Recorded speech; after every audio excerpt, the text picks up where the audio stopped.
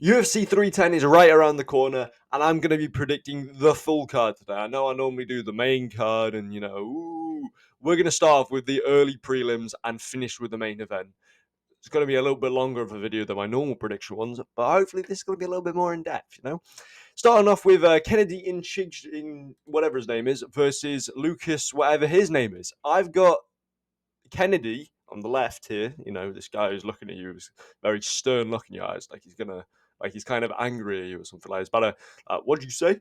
You know, I've got him winning by KO because, well, it's heavyweight and he's just built like a tank, isn't he? I watched him against Barnett. I mean, it wasn't really that bad, like that good of a matchup against him because Barnett hurt himself before even going into the cage. Barnett jumped up and down in the cage, and then he did a jump in his warm up and hurt his ankle, which is absolutely criminal. Next up on the card, we've got Clay Guida, whatever his name is. I cannot say half people's names. Versus Chase Hooper. Now, I've got Hooper tearing up Guida like a pretzel. Now, there is a massive height advantage here and a reach advantage because Guida is 5'7" and Chase Hooper has got a 5-inch advantage in height at 6'1". But he's kind of like Charles Oliveira in that he's very good at submissions. He's very long and lanky, but he's also very skinny for the division, which isn't very good, especially for body shots. Because I feel like if Guida may be able to, dip and weave and whatever, and get quite. Why's my phone going off? And get quite close to Hooper and maybe hit him in the body a few times. It might be a little bit too weak for the body. I'm waffling right now, but I've got him submission round 2 for Chase Hooper. I feel like he's just going to tear him up like a pretzel. Like on the ground, he's going to move around, he's going to manipulate joints, go whew, and tear him up. Moving on. Michael Chiesa versus Max Griffin. Now, this is a really boring bout, and I don't really care about it at all, so I've gone for Chiesa by decision. I feel like it's going to be a very boring fight. I don't think Chiesa is going to do anything to really, surprise us. Maybe a submission. Like initially, I thought submission round 2, but I've gone for decision here because I feel like it makes more sense. Following that, we've got Cody Durham versus Joshua Van. Now, this initially was the second fight on the card because they like to move the entire card around after announcing the card. It doesn't really make any sense. But that's why I've made off making this video for so long. I've got Joshua Van by decision. Now, he had a very good, but quite stupidly close fight at UFC Noche, UFC 306, which is it was a fun fight, but it was very close against I think it was Chizidze. I can't remember his name. Maybe it's I can't pronounce any names. Doesn't really, doesn't really matter. Whatever. But I feel like Joshua Van will get it done, but he's going to slowly, as he keeps moving up the rankings, get fraud checked. So as he moves into the rankings, I feel like he's going to get fraud checked by someone, Finally, on the last fight on the early prelims is Chris Weidman versus Eryk Anders. Now, this was meant to happen at 309, but that didn't happen because Anders didn't want any of the eye pokes, apparently, because they have switched the full, normal gloves now for some reason. I'm going for Chris Weidman by decision plus 10 eye pokes. I was surprised if he doesn't get a point deduction if he keeps poking in the eye or not. But, Matt Serra's going to be on the side, tell him to poke him in the eye. That's a terrible impression, but you get what I mean. He's going to poke him in the eye a bunch of times. He's going to walk him down. Anders isn't going to be able to get any ground on him, and he's going to get his eyes gouged out and lose the entire fight. Moving on to the prelims. The first fight in the prelims. Randy Brown versus Bryan Battle. Do you really think that Bryan Battle's going to lose in a fight to a French guy, right? The Butcher. Is he going to lose in a fist fight to a French guy? No. Is he going to lose in a fist fight to a Jamaican guy? Also, no. I've got Bryan Battle by round 3 TKO. Sorry about that. Because, then he's going to get on the mic and start dissing everyone in the bloody stadium. Probably not because it's in America. I'm surprised he even made out of the French stadium alive after what he did in France, but it doesn't really matter. Next up on the card is Movsar Evloev versus Aljamain Sterling. The fact this is on the prelims is pretty wild, if you ask me. However, I can see why they did it. They don't want Evloev stinking up the entire, main card. They're supposed to have Balal on this card. If they have Balal on the card, then maybe it makes sense to put Evloev and Sterling on the main card. But I'm going Evloev by decision. He's never gotten a finish in his UFC career. And I feel like it could be very close because Evloev almost got submitted by Lopez when they fought in, well, when was that? It was like 2022, I think. But Sterling does have very good submissions, especially using the head. However, I think Evloev will just be able to scam his way through, get past Sterling, and then claim a title shot and then give him another title elimination bout because he doesn't deserve a title shot because he's boring.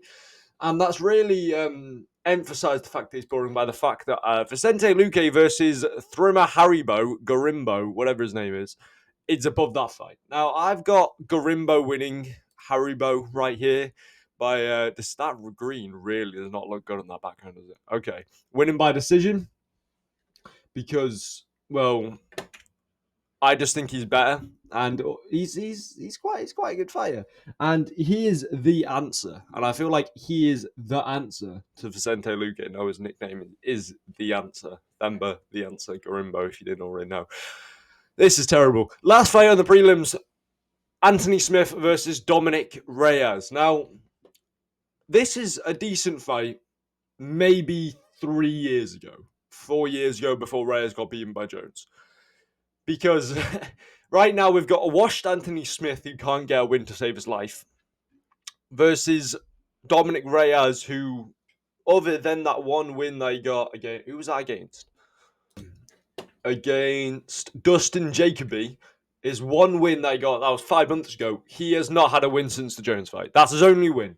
Whereas Antony Smith is he's getting decision by Walker. He's getting beaten by Roman Dolidze, moving up from middleweight. Like, you know, I think Dominick Reyes' title run would start now, and I think he's going to start now. He's going to be Antony Smith. I've got round 2 TKO for Dominick Reyes, and he is the heavy favourite going into this. Well, it's not heavy favourite, but moderate favourite, 3-1 odds. I've got Dominick Reyes winning by TKO, which means we're now on to the main card. Nate the Train versus Do-Hyu Choi. I've got Nate the Train, of course I have, win by decision. I think it's going to be a scrap, you know, and it's really going to like open up the main card and go, yes, we're so excited for the main card, and then it's going to get completely ruined by the next fight, which is Bryce Mitchell versus Kron Gracie. Why is Kron Gracie even on the main card? Don't know. Why is he fighting a ranked opponent? I don't know. But here he is. You know, he's 0-2 in the UFC. He looks homeless if you look at his hair. I mean, haircut, maybe shave your beard as well, mate. I've got Mitchell by decision. I think he will win, but the fact that Kron Gracie is even on the main card is criminal. And that, like, there are some fights on the prelims that you could. I would rather have Reyes versus Antony Smith on the main card than Bryce Mitchell versus Kron Gracie. Doesn't really make any sense. Next up is a fight that I'm actually quite excited for, and that is Ciryl Gane versus Alexander Volkov 2. I think Ciryl Bon Fraud Gane is going to get fraud checked. So I know he's fought for titles and ranked 2, but it's never too late to get fraud checked, clearly. I feel like Volkov could win this on the feet. He is much improved on the feet, but I think he might just get himself a submission. I've put round 3 on here. It is a 3-round fight. This could be a knockout. It could be a submission. It could be a decision. It's a very interesting matchup. I've gone for Volkov. I'm leaning towards Volkov. He's done more since they've last fought. When they last fought each other, it was a 50-45 towards Gane. Since then, Gane has gone on and lost both title fights he's been in, and his best wins over Sergey Spivak.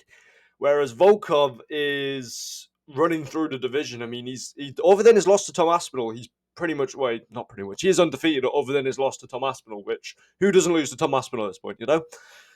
I'm going to go with Volkov, you know?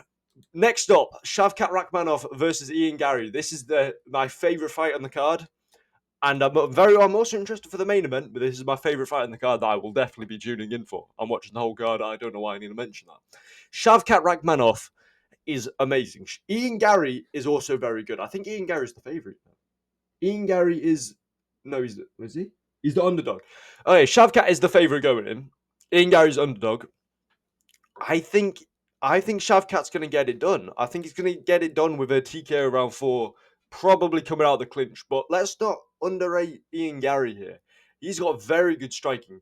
Granted, his knocking out ability is he doesn't really have the power to be a striker. or the reach, but he's got pretty clean striking. I do think Shavkat's just going to be stronger than him. I mean, if you look at the images on the screen, look at Shavkat and look at Garry. You know, vegan versus horse. Come on, guys. I've got Shavkat winning. Very interesting fight to watch. I'm going to make sure I tune in for that one as well. Alejandro Pantoja versus Asakura. This is the main event. This was meant to be the co-main event. Asakura's getting a title shot in his first fight. Realistically, if we want the division or the flyweight division to be at all relevant at all, that makes no sense. Relevant at all, Asakura needs to win. Because otherwise, Pantoja wins what? Moreno, Royval 3, Pantoja beats the winner. We're now stuck. Nobody's there. Pantoja moves up. The entire division's screwed. Asakura wins. We do Asakura versus Moreno, Asakura versus Royval. You can fight everyone because he's never fought anyone. So it makes sense. But I still think that Pantoja is going to win. And I've got him winning by submission. Wouldn't be surprised if it's by decision. He's boring. I've got him round 4 on here. It could be any round at all. I mean, Asakura might just get disqualified with an illegal knee because they're legal in Japan, but they're not legal here because the UFC are a bunch of soy boys. Doesn't really matter. That's where we're at currently. Pantoja winning round 4 submission. Let me know what you think of my picks in the comments below. I'll see you all next time. Goodbye.